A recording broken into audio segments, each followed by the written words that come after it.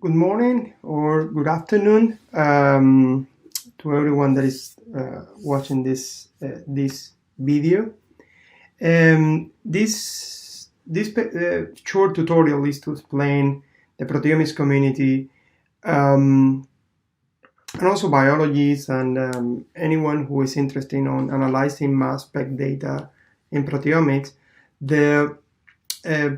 a new file format called MAGE-TAB, and how proteomics is trying to promote the sample metadata annotation for an experimental design in public proteomics data. My name is Perez-Riverol. I am team coordinator of PRI team and Proteomics Service and at MBL EVI.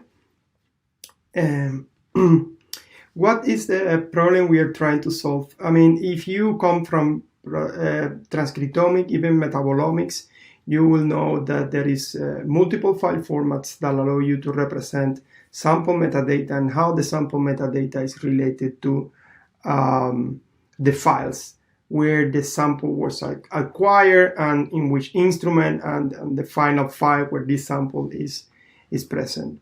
The most relevant one are Mainstab, I would say, and the other one ISATAB, which is kind of an evolution of Mainstab. Then in proteomics, if you go to any of the major proteomics databases like PRI database or Massive or any other database from ProteomeXchange consortium, you will see that there is dataset general description. Then when you're submitting the data, you will need to annotate the title of the experiment, the name of the submitter, some sort of description of the experiment, and you will need to add a set of files to your submission, called the data files, and that can be, for example, the raw data coming from the instrument. These are different file formats. For convenience, I would call always raw data, but this mainly the files coming from the instruments, and result files, mainly files coming from the processing of these acquired data files. This is mainly, for example, if you use mascot, it will be the DAT files, or it can be, for example, if you use MASC1, a bunch of TXT files with peptides, proteins, and so on. There is also MCAD-NML, MCTAB. These are the files that are associated with the results. Okay, MCAD-NML and MCTAB, for example, are a standard file format created also by ProteomeXchange. You can add also plots, like figures and so on into the submission, and also you can add configuration file, description, and so on. What is actually missing in proteomics, and especially in public proteomic data, is how the sample that you acquired, let's say in this example, you have two cohorts, you have the cancer patients and then non-cancer patients, there's normal tissue, and you try to compare these two conditions, the sample that you acquire, and then you obtain a set of raw file from that, and then these samples are processed. There is some analytical method that you process. It can be TMT, label-free. It's up to the user. And then when you acquire in the mass spec and you get the raw file out of the mass spectrometer, the raw file that you get, there is no information in public proteomics data about which sample is in which file. Of course, the data is there. If you go to the publication, you can read the publication. Of course, the author of the data know where the raw file, which sample is in which raw file, and also knows the details of the sample. I mean, we are talking here mainly about a problem of two problems: is where the data is. I mean, where the sample is. The relation between the sample and the raw file, but also about the sample itself and the raw file itself. Okay, the metadata about the sample, which part of the organisms, if it's this one, if it's, I don't know, for example, which tissue is this one, if this is a cell line, which, for example, about the patient, the age of the patient, the sex of the patient, ancestry of the patient, if it is and other things, even more complex stuff, like, for example, if there were some enrichment around the sample and so on and so forth. Then this information is completely missed in ProteomeXchange repositories. Is also means there is no standard file format to actually collect that information across other resources, like in CPTAG they have their own way, Proteomics DB has their own way to capture that information, and is well standardized in other omics resources, like for example in transcriptomics, Array Express and Geo, they have their own file format, but it's well known how this file format works. And this is the problem we are trying to solve. We want to have a file format that support the sample and file relationships. We also want something easy for the user to perform these manual annotations and let us know where the sample is, the characteristics of the sample, and also characteristics of the data. Also a file format that should be compatible with all the ProteomeXchange formats like MAGE-TAB, Submission PX, MCIDML, MCML, and more important, and that's why one of the strength of ProteomeXchange, it needs to be ontology based. It's not something that you can customize in your own way and then submit it a TXT file that contains the data in an unstructured way that is then difficult for the user to make sense out of it. Okay. We started this process a year ago in 2020. 2021 has been the whole process. We created a huge community of with UWIC and ProteomeXchange to basically create this file format. And we actually, what we did is actually try to reuse existing file formats, in this case Mainstab, which was created originally for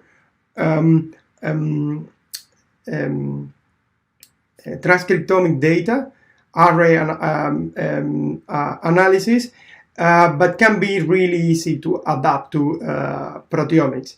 And recently, Works has been also done this, has been adapting this file format to single cell RNA experiment, which basically means that the file format can be adapted to other omics types. Is this file format Mainstab, original Mainstab, and for now on we will talk about Mainstab for proteomics. It also is well known by transcriptomics. That means that we are starting linking more into a multiomics studies. That means that the file format that has been used in transcriptomics can be used also in proteomics, and this basically enable in the future multiomics study to be annotated in the same way. Mainstab it has two main components. The first component is the IDF, and the IDF describes the investigation file format, basically describe a general description of the experiment. The same thing that we do right now with the Submission PX. There is an existing proteomics file format to describe in the general description of the experiment. It's called Submission PX, and it's part of ProteomeXchange. Has been going on for working. We have been working with them for almost more than 10 years, and it's quite similar to the IDF part of the Mainstab. Okay, and the IDF basically contains an investigation title, experiment description, date of the experiment, public release day when the dataset has been released, then the protocol name, and some characteristics of this file format is basically it's a tab delimited file format. The first column is the property that you want to describe, and then after that you can start defining columns of values. For example, this is a sample This is the sample description protocol, and this is the data protocol description. Then when you go to protocol type, this corresponds to the same object. All of them are protocol, okay? Then in the protocol type, you have sample collection protocol. This corresponds to the sample protocol, and in the data part is data analysis protocol. If you go here, this corresponds to the same column. This is again the same protocol. This is the name of the protocol, is this one, type of the protocol, description of the protocol, and then the parameters and so on. Then in the description, the first column, okay, corresponds to the sample protocol, sample collection protocol, and the second column corresponds to the data protocol, data analysis protocol, and then this description, okay? Then you have more things like protocol parameters, and protocol hardware, for example, is the instrument that you have used for the sample protocol, but for the data protocol can be the software that you have used, okay, if you want to mention that. Then, for example, this is a really nice, that can be seen, this data structure is, for example, the name of the person that has submitted the data, the last name, sorry, and this is the first name of the two submitter of the data, and the emails and so on. And to be perfectly clear, in ProteomeXchange, we have already a file format that collects this information. Then what we are promoting is that we can, all the resources in ProteomeXchange can try to convert this file, the submission PX, automatically in the IDF part. And the IDF basically will mimic the information that is now already in the submission PX. However, there is no information for the, and that's the problem that I was trying to explain. There is no way to capture in ProteomeXchange the sample information. And this is the link in the SDRF that goes directly into something called SDRF, sample to data relationship relation file format. Okay, and this SDRF is the one that is new for the proteomics community, is the one we don't have information for, and this is the one that we will be talking more in this presentation about what is the SDRF and so on.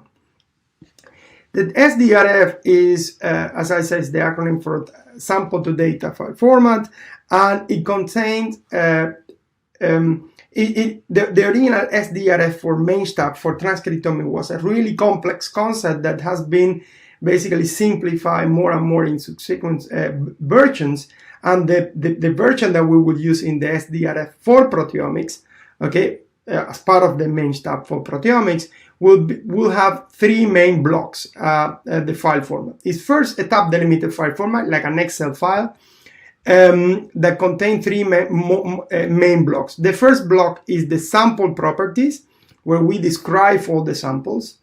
The data file properties, where we actually describe the data file, in this case the raw file that was acquired.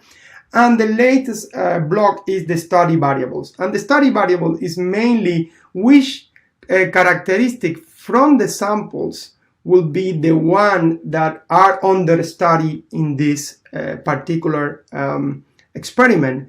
For example, in this particular example, we have two labor-free samples that without fractionation, that basically the first one is the control and the second one is the primary tumor, and then you're trying to compare this phenotype, which is the variable that you're trying to compare, with these two conditions, okay, the control and the primary tumor, okay. But we will talk a little bit more in other presentations about examples, how you can annotate in a better way the sample annotation and the data file.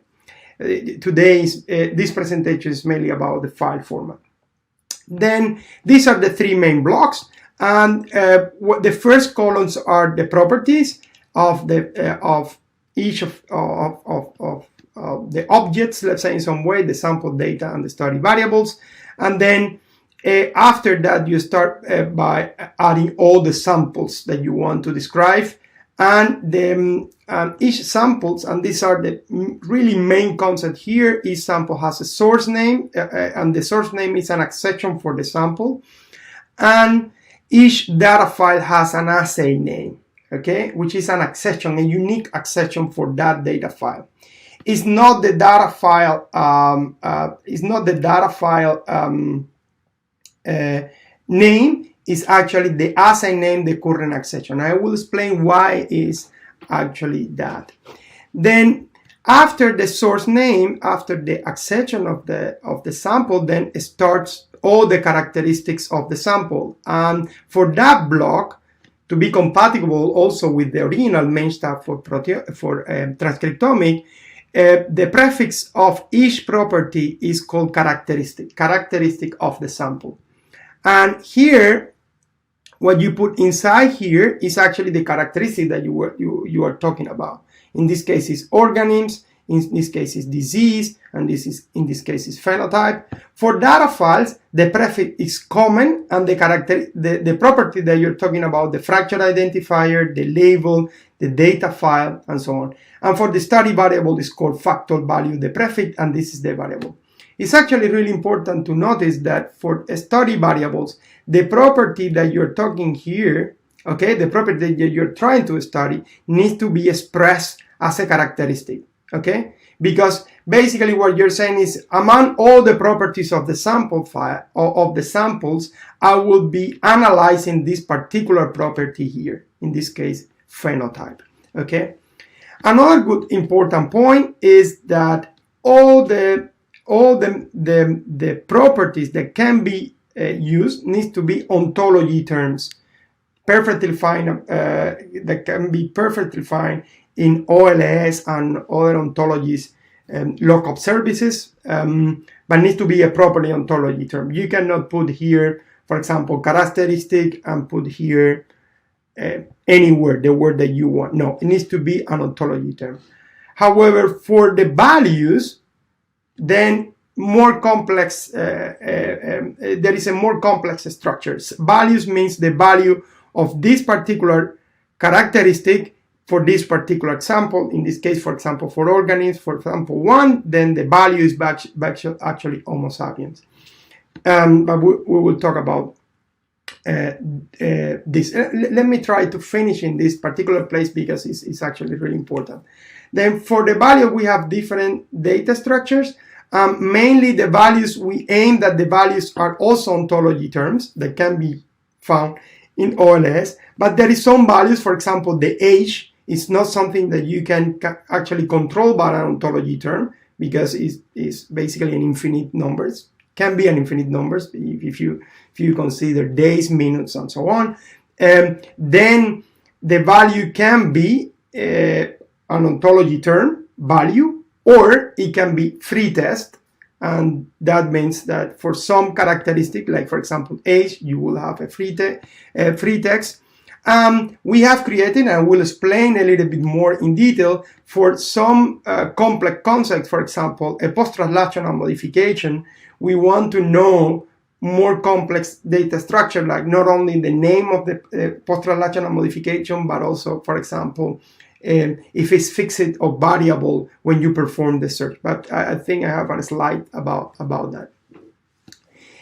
Then, a part of capturing the sample metadata and the data metadata, we want to capture also in some way the experimental design, okay? And for the experimental design in proteomics, we have two, it's slightly different from transcriptomics. I think this is one of the added value of this file format, is that in proteomics we have two main concepts that makes a little bit more difficult to understand or define a file format. The first one is multiplexing. In transcriptomics, there is some cases that they are multiplexed, but it's not that common. But in proteomics, it's huge. Then, for example, in the TMT experiment, you have multiple samples that they are all of them collapse in some way in the same raw file, okay? Then, in that case, you need to define, and that's why we have here the label column, okay? If it's a label-free, you put label-free sample, but if it's a TMT, you need to define what TMT channel, and is the one that is associated with each sample for each file. And this is the main reason why the data file is not the exception. And that's actually really relevant for us, because you can have two different samples in TMT. I think I have an example. If not, this can be understood simply here. You can have two samples with two different sections, two different samples, where actually they have the same raw file, but the label are two different channels, okay? Because these are two different sample multiplexed in the same file. And that's why we have the assay name. The assay name is actually the exception of the path. That's what I mentioned before. Then the second problem that we have is actually transcriptomics doesn't have that much, is basically fractionation. It's when you take one sample and actually you have multiple fractions for the same file. Then, for that reason, in the SDRF for proteomics, the fraction identifier is important, because the fraction identifier will define how many times this sample has been split in multiple, let's say, acquired MS runs, and then, of course, there would be multiple raw files corresponding to the same sample. Then, if there is no fractionation, like this example, you just use one you start with one as a convention. We start with one in all of our samples, and then, but if you have multiple fractions, you have 1, 2, 3, 4, 5, and so on. There is two other concepts that I will talk a little bit more in details about: biological replicate and technical replicate, but these are more related with the factor value, and I will talk more in detail in this slide, by the way, which is actually good. Then what we will have at the very end, we will have file format like this. This is a label-free experiment when you have sample 1, sample 2, and these are, for example, the fraction identifiers are 1, 1, 1. There is no fractionation here. And then you have sample 2, sample 2, sample 3, sample 3, sample 4, sample 4. Why you have all the samples repeated? Okay, because this is the same sample. Okay, and this is the concept of biological and technical replicate. Biological and technical replicate are defined by the factor value. Okay, imagine you have an experiment when you're trying to compare when you have two biological replicates and two technical replicates for the phenotype as a factor value.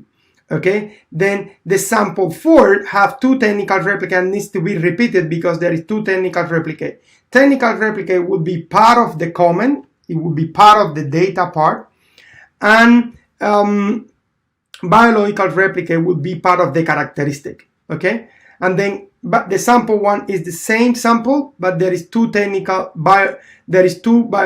replicates of that, and there is is sample 1 and then sample 2, and then this is the first biological replicate and this is the second biological replicate for that particular experiment. Okay, then this can be translated into this diagram when you have sample 1, sample 2, these are biological replicate, this is biological replicate 2, and then these have two runs, and these are technical replicate translated into the two rows here. Okay, and that's why biological and technical replicates are related with the factor value. What we define the factor value, when you have another variable, if you have a different factor value, we recommend to add two SDRF when you actually describe the first variable that is under study and the second variable that is under study. I think I explained this in detail, but I will talk a little bit about the values of the properties. Needs to be in the OLS terms, needs to be an OLS term. If you go to OLS, you will be able to find the ontology terms. OLS is the ontology lookup service. You can find the ontology term for the particular property. But we have created a more complex way of representing value, and this is slightly different from the original SDRF. It's valid. It's a valid SDRF from transcriptomics, but add more value. Imagine you want to actually express that in your data file you have looked for some PTMs that actually are fixed or variable PTMs, and what is the target amino acid that you're trying to search this particular PTM. For that, you can express the value of the term, this particular value. Let me put this value here, okay? This value here, when I talk about values here, the value in the cell, can be expressed as a key value pair, where actually the key needs to be defined, equal the value, a semicolon, and then you can have multiple properties for that particular value. For example, you can express label-free, as I was explaining before. This is for the label. This is a label-free sample. However, you can write the whole ontology term here, where the actual key is accession of the key of the term. This is the accession in the ontology term, and the value is the name of the term. Okay, and then you're expressing here an ontology term completely. This is actually a good technique for example, when you have multiple ontology terms that there is some redundancy between ontology terms, and you really want to write the ontology term with the accession. Okay, but the concept is more elaborated when you try to, for example, write PTMs, when you say the name of the term is actually this one. This is, for example, a fixed PTM. It can be in protein position anywhere. The accession is in unimod, and the target amino acid is E. In the specification, if you go to the specification, we explain how you need to write, how, for example, the keys are defined for PTMs, how the keys are defined, for example, for other concepts like ontologies and so on. This is what I explained for PTMs. And then there is this concept of post annotations. For example, if you go now to the repository of the Mainstab for proteomics, SDRF for proteomics, you will be able to find a lot of examples. But when you do post annotation, there is some information that is missing. Then, for example, imagine that I am trying to annotate my experiment and I don't know the disease. Then what that we are trying to study, because I'm doing a post annotation of an experiment that actually I was not the one that generated that experiment. For that, you can the SDRF allow you to use the value not available. That means that the information is not available, but it's present. You know there is some disease that was under study, but you don't know. This is more specific, for example, for other things like, probably disease is not the best example, but for example, when you're talking about ancestry of the patient, and you don't really know, when you're annotating the data set, you don't really know the ancestry of the patient. If it's, for example, Caucasians, if it's African American, if it's Latin American, and so on and so forth. But there is another concept which is not applicable, and this concept is actually a little bit more complex. Is when you have a column, and imagine that you're trying to describe two samples, and then you're comparing phosphorylated proteins with non-phosphorylated proteins. Then in one batch, in some samples, that they have been enriched for phosphorylation, and in the other one no. Then in the column in the SDRF, you have plenty of examples in the repository. You will find enriched for phosphorylation. That's the name of the enrichment process. Sorry, is the name of the column. And then you as a value, you say enrichment for phosphorylation for this particular sample. But the one that hasn't been enriched, you need to put not applicable. It's not that the value is not available, it's the value is not applicable for that particular case. The file format is case sensitive, spaces and so on can be, you can read really the specification to understand that. The final concept that I want to talk about these presentations is about SDRF templates.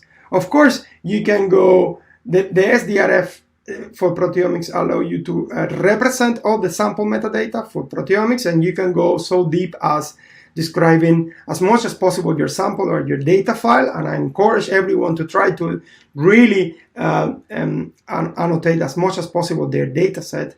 However, you can also do not annotate your data sets, and then we need to define a set of guidelines in ProteomeXchange, but also as a community, and that's what we are promoting here, about what is the minimum information we want to capture for different independent data set. This templates is not a new concept, has been applied, for example, in genomics, also in ENA. They have concepts for different type of experiments. And this is what is a template, is what is the minimum metadata we want to capture for some specific data sets. Okay, then I will not talk into detail because you can go into the repository and see the final version of this. But for example, for human data set, we want to capture the sex of the patient, we want to capture the disease, the organ part, we want to capture the age, ethnicity, we want to capture, of course, the organism is clear, we want to capture some accession about the individual if it's available, and for example, the cell line experiment, which is slightly different, we want to capture actually the accession of the cell line code. Okay,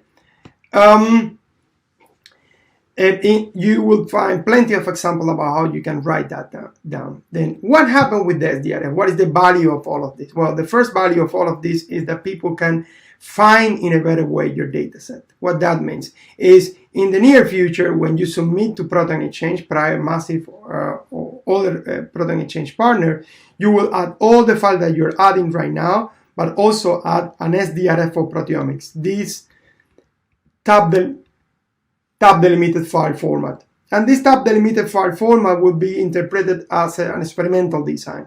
The submission PX will do a validation, and then this will be automatically, because the submission PX, as I said before, can convert the submission PX to an IDF will be generated, and that will contain a valid MAGE-TAB for proteomics.